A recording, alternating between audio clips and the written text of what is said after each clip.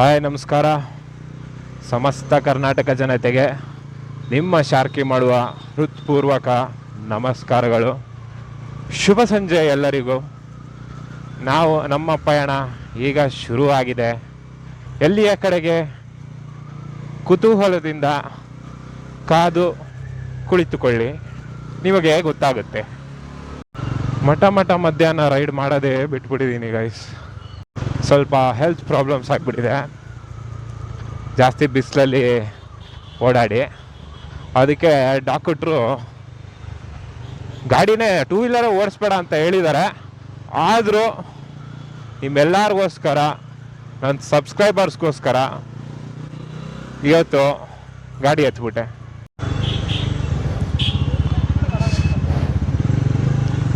ಏನಪ್ಪ ಇದು, ಇಷ್ಟೊಂದು ಟ್ರಾಫಿಕ್ಕು. ಎಂಡ್ಲೆಸ್ ಕಸ್ಟಮ್ಸ್ ಚೆನ್ನಾಗಿದೆ. ಎಲ್ಲಿ ಹೋಗ್ತಾ ಇದ್ದೀನಿ ಅಂತ ಗೆಸ್ ಮಾಡೋಕ್ಕಾಗುತ್ತಾ ನಿಮಗೆ?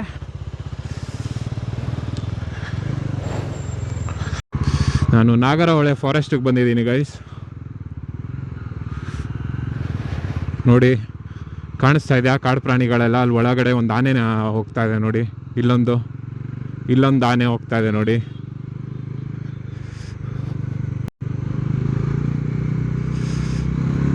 ಓಟೆ ಕೊಡೋಣ, ರಿಸ್ಕಿನೇ. ಬಟ್ ತುಂಬ ಹೊತ್ತು ಅವನು ಹಿಂದೆ ಹೋಗೋಕ್ಕಾಗಲ್ಲ. ಓಕೆ ಗೈಸ್, ಸಾಕು ಕಾಮಿಡಿ ಮಾಡಿದ್ದು. ನಾಗರಹೊಳೆನೂ ಅಲ್ಲ, ಏನೂ ಅಲ್ಲ. ನಾನಿವತ್ತು ಬಂದಿದ್ದೀನಿ ನಮ್ಮ ಜ್ಞಾನ ಭಾರತಿ ಯೂನಿವರ್ಸಿಟಿ ಅಥವಾ ಬ್ಯಾಂಗ್ಳೂರು ಯೂನಿವರ್ಸಿಟಿ ಒಳಗೆ. ಅದು ಏನೋ ಗೊತ್ತಿಲ್ಲಪ್ಪ, ಚಿಕ್ಕ ವಯಸ್ಸಿಂದ ನಾನು ಇದೇ ರೂಟಲ್ಲಿ ತುಂಬ ಸಲ ಓಡಾಡಿದ್ದೀನಿ. ತುಂಬ ಕುತೂಹಲ ಇದೆ ಇಲ್ಲೆಲ್ಲ ಒಳಗಡೆ ಕ್ಯಾಂಪಸ್ ಎಲ್ಲ ಹೇಗಿದೆ ಅಂತ ನೋಡೋಕ್ಕೆ. ನಾನಂತೂ ಇಲ್ಲಿ ಓದಿಲ್ಲ. ಯಾರು ಬ್ಯಾಂಗ್ಳೂರು ಯೂನಿವರ್ಸಿಟಿನಲ್ಲಿ ಓದ್ತಾ ಇರೋರಿದ್ದರೆ ದಯವಿಟ್ಟು ಕಮೆಂಟ್ ಮಾಡಿ ಗೈಸ್. ಏನು ಇಷ್ಟ ನಿಮಗೆ ಬ್ಯಾಂಗ್ಳೂರು ಯೂನಿವರ್ಸಿಟಿ ಒಳಗೆ ಅಂತ? ನನಗೆ ಇಲ್ಲಂತೂ ಓದೋಕ್ಕೆ ಚಾನ್ಸ್ ಸಿಕ್ಕಿರಲಿಲ್ಲ. ಬೇರೆ ಯಾವುದೋ ಖಾಸಗಿ ಕಾಲೇಜಿನಲ್ಲಿ ನಾನು ಇಂಜಿನಿಯರಿಂಗನ್ನು ಮಾಡಿಬಿಟ್ಟೆ.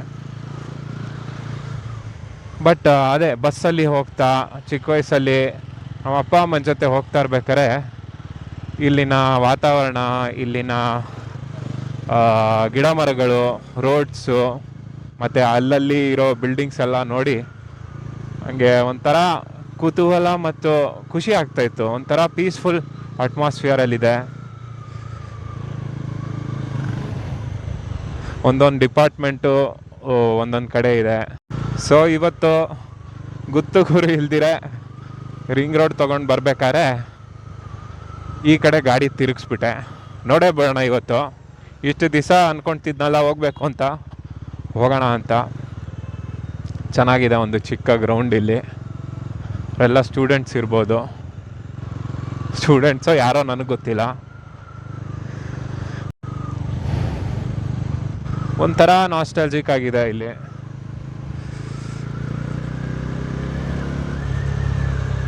ಯಾರು ಸ್ಟೂಡೆಂಟ್ಸ್ ಇಲ್ಲಿ ನೋಡಿ, ಸೈಕಾಲಜಿ ವಿಭಾಗ ಇದು. ಅಲ್ಲೆರಡು ಸೈಕೋಗಳನ್ನ ನೋಡ್ತಾ ಇದ್ದೀವಿ. ಡಿಪಾರ್ಟ್ಮೆಂಟ್ ಆಫ್ ಝೂವಾಲಜಿ, ಬಾಟನಿ ಎಲ್ಲ ಸಿಗುತ್ತೆ.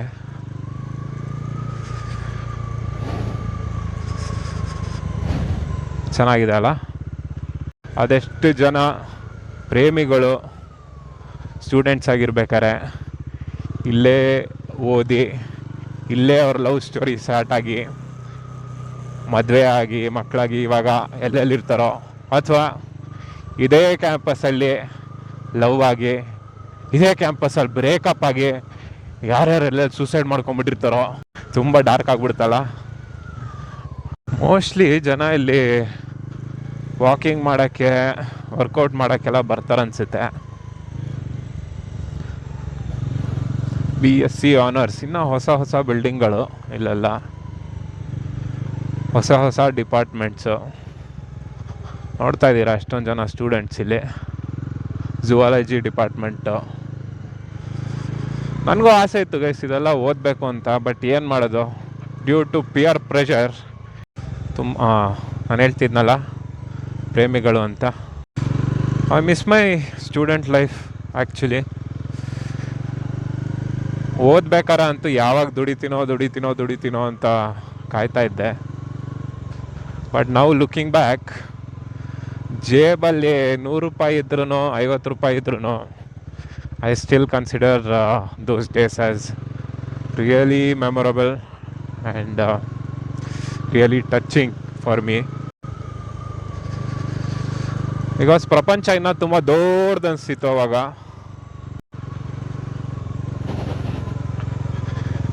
ಇವಾಗ ಅಯ್ಯ ಏನಪ್ಪ ಇದು ಪ್ರಪಂಚ, what the fuck is this ಅಂತ ಅನಿಸ್ಬಿಟ್ಟಿದೆ. ನೋಡಿ, ಮರಗಳ ಮೇಲೆಲ್ಲ ಹೆಸರು ಹಾಕಿದ್ದಾರೆ. ಯೂನಿವರ್ಸಿಟಿ ಅಂದರೆ ಹಿಂಗಿರ್ಬೇಕಪ್ಪ. ನಮ್ಮ ಕಾಲೇಜ್ಗಳೆಲ್ಲ ವೇಸ್ಟು.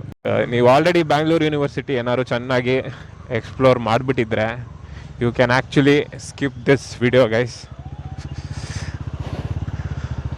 ನಾನು ನನ್ನ ಫ್ರೆಂಡ್ಸ್ಗಳು, ನನ್ನ ವ್ಲಾಗ್ ನೋಡುವ ನಾರ್ತ್ ಇಂಡಿಯನ್ಸ್ಗಳಿಗೆ ಒಂದು ಸ್ವಲ್ಪ ನೋಡಲಿ ನಮ್ಮ ಬೆಂಗಳೂರು ಹೇಗಿದೆ, ನಮ್ಮ ಬೆಂಗಳೂರು ಯೂನಿವರ್ಸಿಟಿ ಹೇಗಿದೆ ಅಂತ ತೋರಿಸುವ ಒಂದು ಸಣ್ಣ ಪ್ರಯತ್ನ ಅಷ್ಟೇ.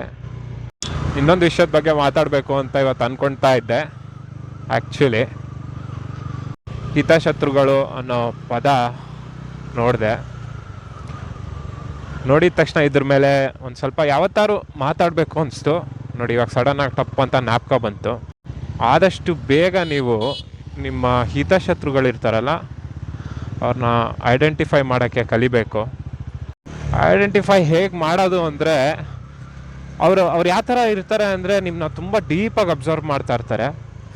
ನೀವೇನು ಮಾಡ್ತಾ ಇರ್ತೀರಾ, ಎಲ್ಲಿ ಹೋಗ್ತಾ ಇರ್ತೀರಾ, ಯಾರ ಜೊತೆ ಹೋಗ್ತಾ ಇರ್ತೀರಾ, ಏನೇನು ಖರೀದಿ ಮಾಡ್ತಾ ಇರ್ತೀರಾ, ನೀವು ಒಳ್ಳೇದಾಗಕ್ಕೆ ಏನೇನು ಪ್ರಯತ್ನ ಪಡ್ತೀರಾ, ಪ್ರತಿಯೊಂದು ತುಂಬ ಡೀಪಾಗಿ ಅಬ್ಸರ್ವ್ ಮಾಡ್ತಾ ಇರ್ತಾರೆ. ತುಂಬ ವರ್ಷಗಳಿಂದ ನಿಮ್ಮ ಪಕ್ಕದಲ್ಲೇ ಇದ್ಕೊಂಡು ನಿಮ್ಮ ಹಿತಶತ್ರು ಆಗಿರ್ತಾರೆ.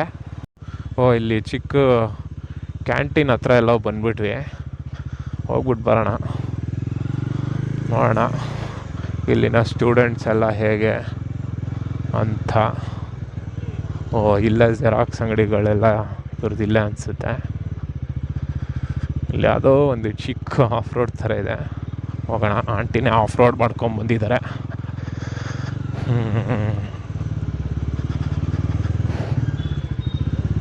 ಓಕೆ, ಸೊ ಬ್ಯಾಕ್ ಟು ಹಿತಶತ್ರುಗಳು. ಸೊ ನಿಮ್ಮನ್ನ ಹೆವಿ ಕ್ಲೋಸ್ ಆಗಿ ಅಬ್ಸರ್ವ್ ಮಾಡ್ತಾ ಇರ್ತಾರೆ. You have to look out for small signs. ಹಿಂಗೆ ಕಾಮಿಡಿ ಮಾಡ್ತಾ ಇರ್ತಾರೆ ಫ್ರೆಂಡ್ಸ್ಗಳ ಜೊತೆಗೆ, ಸಡನ್ನಾಗಿ ಯಾವುದೋ ಒಂದು ಪಾಯಿಂಟ್ ಹೊಡಿತಾರೆ. ಆ ಪಾಯಿಂಟ್ ಹೆಂಗಿರುತ್ತೆ ಅಂದರೆ ನಿಮ್ಮ ಇಡೀ ಪರ್ಸನಾಲಿಟಿನೇ ಅಲ್ಲಾಡಿಸ್ಬಿಡುತ್ತೆ. ಆ ಥರ ಇರುತ್ತೆ ಅವ್ರು ಹೇಳೋ ಪಾಯಿಂಟ್ಗಳು. ನಿಮಗೆ ಗೊತ್ತಿರಲ್ಲ ಅವ್ರು ಅಷ್ಟು ಡೀಪಾಗಿ ನಿಮ್ಮನ್ನ ಅಬ್ಸರ್ವ್ ಮಾಡ್ತಾ ಇದ್ದಾರೆ ಅಂತ. ಹಂಗೆ ಅಬ್ಸರ್ವ್ ಮಾಡಿ ಆ ಪಾಯಿಂಟ್ ಹೇಳ್ಬಿಡ್ತಾರೆ. ನಿಮ್ಮ ಡೀಪೆಸ್ಟ್ ಆ್ಯಂಡ್ ಡಾರ್ಕೆಸ್ಟ್ ಇನ್ಸೆಕ್ಯೂರಿಟಿನ ಟಾರ್ಗೆಟ್ ಮಾಡೋಕ್ಕೆ ಟ್ರೈ ಮಾಡ್ತಾರೆ. ಆ ಥರ ಸಣ್ಣ ಪುಟ್ಟ ಸೈನ್ಗಳಿರ್ತವೆ. ಆಮೇಲೆ ನೀವು ಏನಾರು ತೊಗೊಂಡ್ರಿ ಅಂದ್ಕೊಳ್ಳಿ, ಅವರು ಅದೇ ಥರದನ್ನು ಅದಕ್ಕಿಂತ ಒಂದು 10 ರೂಪಾಯಿ ಜಾಸ್ತಿ ಇರೋದನ್ನು ತೊಗೊಳ್ತಾರೆ. ಆಮೇಲೆ ಬೇಸಿಕ್ಲಿ ಅವರು ನಿಮ್ಮನ್ನ ಒಂದು ಕಾಂಪಿಟೇಟರ್ ಥರ ನೋಡ್ತಾ ಇರ್ತಾರೆ ಸೀಕ್ರೆಟಾಗಿ. ನೀವು ಏನಿದ್ರು ನಿಮ್ಗಿನ್ನ ಒಂದು ಹೆಜ್ಜೆ ಜಾಸ್ತಿ ಇರಬೇಕು, ನಿಮಗಿನ್ನ ಒಂದು ಸ್ಟೆಪ್ ಮೇಲಿರಬೇಕು. ಬರೀ ಅದಕ್ಕೆ ಟ್ರೈ ಮಾಡ್ತಾ ಇರ್ತಾರೆ ಅವರು. ಅವ್ರನ್ನ ಯಾಕೆ ಹಿತಶತ್ರುಗಳು ಅಂತ ಕರೀತಾರೆ ಅಂದರೆ, ಮೇಲ್ಗಡೆ ಅಂತೂ ಏನು ತೋರಿಸ್ಕೊಳ್ಳಲ್ಲ. ಮೇಲ್ಗಡೆ ಅಂತೂ ಹೇಗಿರ್ತಾರೆ ಅಂದರೆ, ನೀನೇ ಇಂದ್ರ ನೀನೇ ಚಂದ್ರ ಅಂತ ಇರ್ತಾರೆ. ಒಳಗಡೆ ಅಷ್ಟು ವಿಷ ಕಾರ್ತಾ ಇರ್ತಾರೆ ನಿಮ್ಮ ಮೇಲೆ. ಬಟ್ ಅವರು ತೀರಾ ಕೆಟ್ಟವರು ಅಂತ ಹೇಳೋಕ್ಕೂ ನಾನು ಇಷ್ಟಪಡಲ್ಲ. ಇವಾಗ ಒಂದು ಚೇಳು ತಗೊಳ್ಳಿ, ಇಲ್ಲ ಒಂದು ಹಾವು ತಗೊಳ್ಳಿ. ಚೇಳಿಗೆ ಒಂದು ಕುಟ್ಕದೇ ಅದರದ್ದು ಒಂದು ಸ್ವಭಾವ, ಹಾವಿಗೆ ಅದು ಕಚ್ಚೋದೇ ಅದ್ರ ಸ್ವಭಾವ. ನೀವು ಹಾವನ್ನು ದ್ವೇಷ ಮಾಡೋಕ್ಕಾಗಲ್ಲ, ಚೇಳನ್ನು ದ್ವೇಷ ಮಾಡೋಕ್ಕಲ್ಲ. ಹಾಗೆ ಈ ಹಿತಶತ್ರುಗಳನ್ನೂ ದ್ವೇಷ ಮಾಡೋಕ್ಕಾಗಲ್ಲ. ಯಾಕೆಂದರೆ ಅವ್ರ ನೇಚರೇ ಆ ಥರ, ಅವ್ರ ಹುಟ್ಟುಗುಣನೇ ಆ ಥರ.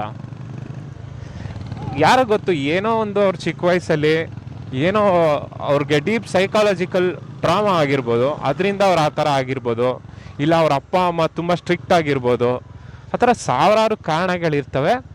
ಸೊ ಅದನ್ನು ಸರಿ ಮಾಡೋದು ನಮ್ಮ ಕರ್ತವ್ಯ ಅಲ್ಲ, ಅಥವಾ ಅದನ್ನು ದ್ವೇಷಿಸೋದು ನಮ್ಮ ಕರ್ತವ್ಯ ಅಲ್ಲ. ಬಟ್ ನಾನು ಏನು ಹೇಳಕ್ಕೆ ಟ್ರೈ ಮಾಡ್ತಾ ಇದ್ದೀನಿ ಅಂದರೆ, ಅವರು ಆ ಥರ ನಿಮ್ಮನ್ನ ಪರ್ಸನಲಿ ಅಟ್ಯಾಕ್ ಮಾಡಿದಾಗ ನೀವು ಅದಕ್ಕೆ ಅಫೆಕ್ಟ್ ಆಗೋಕ್ಕೆ ಹೋಗಬಾರ್ದು. ಯಾವ ಥರ ತೊಗೊಬೇಕು ಅಂದರೆ ಅವ್ರು ಪರ್ಸನಲಿ ಅಟ್ಯಾಕ್ ಮಾಡಿದ್ರೆ ಅದೊಂದು ಗುಡ್ ಸೈನ್ ಅಂತ ಅಂದ್ಕೊಳ್ಬೇಕು. ಯಾಕೆಂದರೆ ನೀವು ಪ್ರೋಗ್ರೆಸ್ ಕಡೆ ಹೋಗ್ತಾ ಇದ್ದೀರಾ ಅಂತ. Its a sign that you are heading towards progress and ನಿಮಗೋಸ್ಕರ ನೀವೇನೋ ಒಳ್ಳೇದು ಮಾಡ್ಕೊಳ್ತಾ ಇದ್ದೀರಾ ಅಂತ. ಈ ಸೈಡ್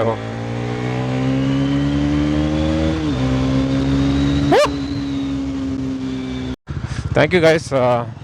ರೀಸೆಂಟಾಗಿ ನಾನು ತುಂಬ ಜನನ ಮೀಟ್ ಮಾಡಿದೆ.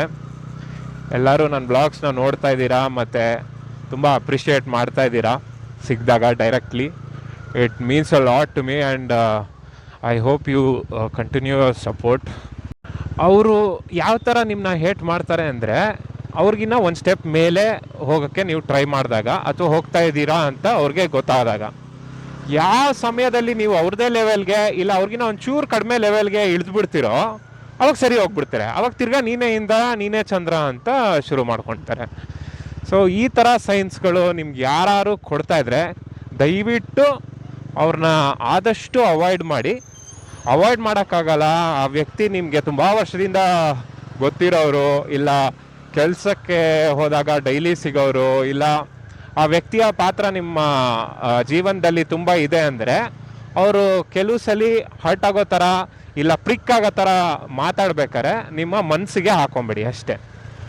ಅಷ್ಟೇ ಹೇಳೋಕ್ಕೆ ಇಷ್ಟಪಡ್ತೀನಿ ಗೈಸ್.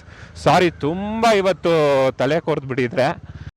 ಹೇಳಿ ನಿಮ್ಮ ಅನಿಸಿಕೆಗಳು ಇದ್ರ ಮೇಲೆ, ಅಥವಾ ನಾನು ಏನಾದ್ರು ತಪ್ಪು ಹೇಳಿದ್ದೀನಾ, ಇಲ್ಲಾಂದರೆ ನಿಮ್ಮ ಹತ್ರ ಯಾವ್ದಾದ್ರು ಪಾಯಿಂಟ್ಸ್ ಇದೆಯಾ ಆ್ಯಡ್ ಮಾಡಬೇಕು ಅಂದರೆ ದಯವಿಟ್ಟು ಕಮೆಂಟಲ್ಲಿ ತಿಳಿಸಿ.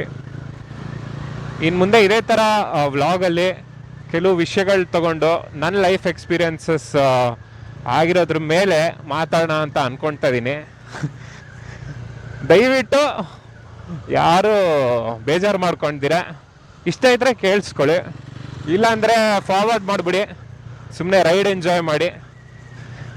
ಓಕೆನಾ? ಸರಿ, ಇವಾಗ ಬ್ಯಾಂಗ್ಳೂರು ಯೂನಿವರ್ಸಿಟಿಯಿಂದ ಆಚೆ ಬರ್ತಾ ಇದ್ದೀವಿ. ತುಂಬ ಚೆನ್ನಾಗಿತ್ತು ride. Thank you for staying till the end. Sharky signing off. Bye.